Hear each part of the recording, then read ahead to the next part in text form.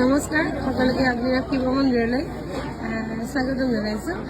মই আগতে কেনেকৈ বাবাক পুজিছিলোঁ আৰু কি ধৰণে শৰাই দিছিলোঁ, মোৰ মনৰ ভাৱবোৰ কি আছিলে, কেনেকৈ আজি সেই পৰ্যায়ৰ পৰা এই পৰ্যায় হ'লগৈ আৰু কি ধৰণে ভক্তৰ কাৰণে মই কষ্ট কৰিছিলোঁ। এগৰাকী ভক্তৰ মুখেৰে কোনোক যিনেকি এওঁক মই চিনিয়ে নাপাওঁ, তেওঁ মোক আহি পেলাই কৈছে, কোৱাচোন এবাৰ। সেইদিনাখন আছিলে বা দেওবাৰ, মই ইমানেই মনটো বেয়া, মোৰ সংসাৰখন সেইখিনি সময়ত বহুত খেলি মেলি হৈ আছিলে। এই যোৱা বৰ্ষত মই আপোনালৈ মেছেজ দিলোঁ। তাৰপিছত আপুনি মেছেজটো প্ৰায় 1-1.5 ঘণ্টামানৰ পিছতে চিন কৰিলে।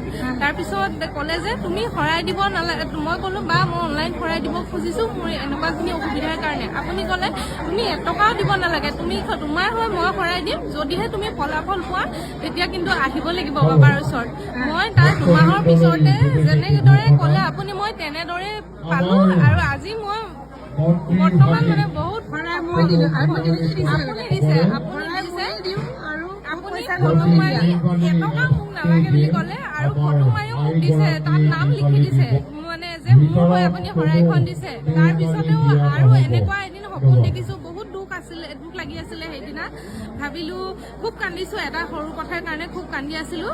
তাৰপিছত সেইদিনাখন ৰাতিৰে পিছবেলা প্ৰায় 4:30মান বজাত হ'ব, মানে টোপনি গৈছোঁ চাগে, সেইদিনাখন 3টামান বজাতহে নেকি, বা আপোনাৰ সেই ৰুদ্ৰাকৰ হাতখনে মূৰত হাতখন দি পেলাই কৈছিলে যে ধৈৰ্য ধৰা, সকলোবোৰ ভাল হ'ব। সঁচাই আজি এইখিনি মানে ছাকচেছ হৈ পেলাই আহিছে। ঠিক আছে, মই ভিডিঅ'টো আচলতে সেইকাৰণে কৰিলোঁ।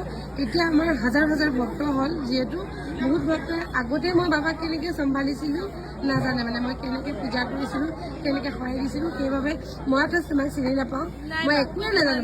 মানে নামটো কি? জ্যোতিকা বৰা বা জ্যোতিকা বা। মই একোৱে চিনি নাপাওঁ, মই কৰ্ম কৰি গৈছিলোঁ, মই মোৰ মাত্ৰ কৰ্ম কৰি গৈছিলোঁ। ঠিক আছে, বেছি দীঘলীয়াকৈ বহুত ভক্ত ৰৈ আছে, ভক্তকো দেখাই দিছোঁ। বহুত ভক্ত আছে, আজিৰ কাৰণে সামৰিছোঁ। ধন্যবাদ।